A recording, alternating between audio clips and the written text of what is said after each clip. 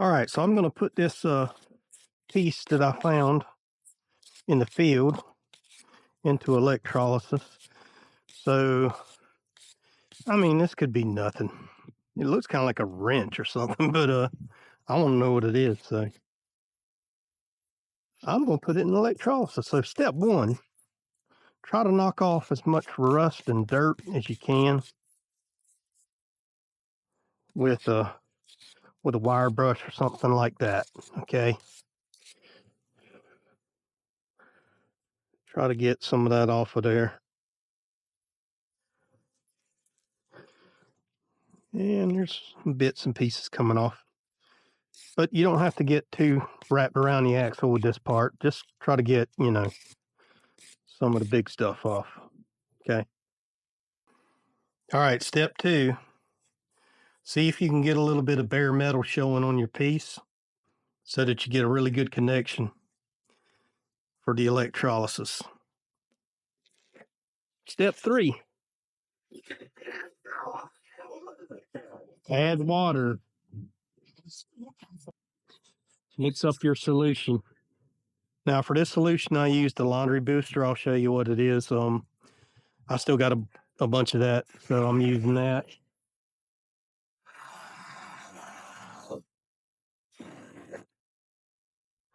And because this piece that I'm going to be doing is so small, I'm not going to use my 5-gallon bucket.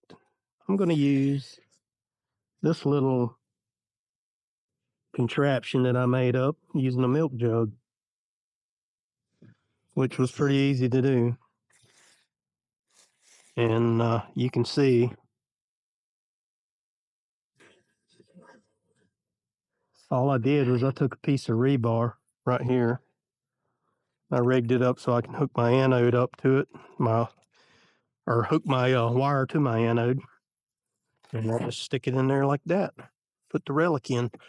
All right, this is the next step. So, and here's the super washing soda laundry booster from Arm & Hammer. You can use this or you can use baking soda. Now, this is going to be more expensive than baking soda, but they both work. I actually use baking soda more just because it's cheaper and it works. So let's see if I can get this to make a good connection on here. And we're going to drop this down here in the milk jug. And then we will connect the anode to the system, like so. All right, I think we are looking pretty good here. All right, so now I'm going to just make sure my knobs are all the way down on this. Let's turn it on. And now, as I turn the voltage and current up, we should start seeing some bubbles there. All right, I'm turning my voltage up now. And let's start turning that current up. And you'll see right there. Look at those bubbles. So I know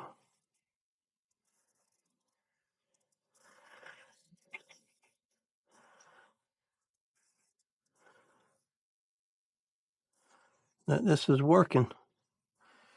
And let's oh yeah, getting a lot of good action off of that. All right, so right now we're looking at about 1.25 volts. I mean 1.25 amps. And it doesn't take much more than that to do it. I'm probably going to have to leave this in here for a little while. So I'm going to get out of here. And it's as simple as that. And I'll shoot a video and show you what this looks like once I take it out of here. But it's going to stay in here for a few hours. And then we'll see what we got. Okay, so this piece has been in here about 4 hours now. Maybe 5. So I'm going to turn off my DC power supply here, and we are going to check this out and see how it's looking. You see how that just flakes off right there? That is so cool.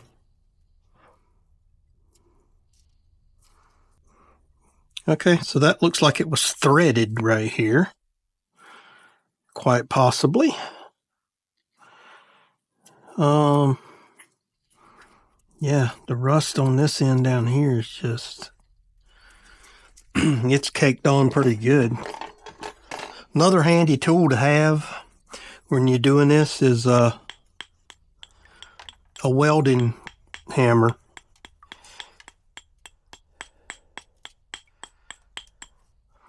So you see, by using that welding hammer just now, I was able to knock off some of this. Okay, so there's what we're looking at so far. I still have no idea what this could be, but again, it looks like it's possibly threaded on this end. So I just added a little more of the super laundry booster in, and I'm going to turn the power back on, and I'm going to let this sit for a few more hours. Alright, so we got action on it again.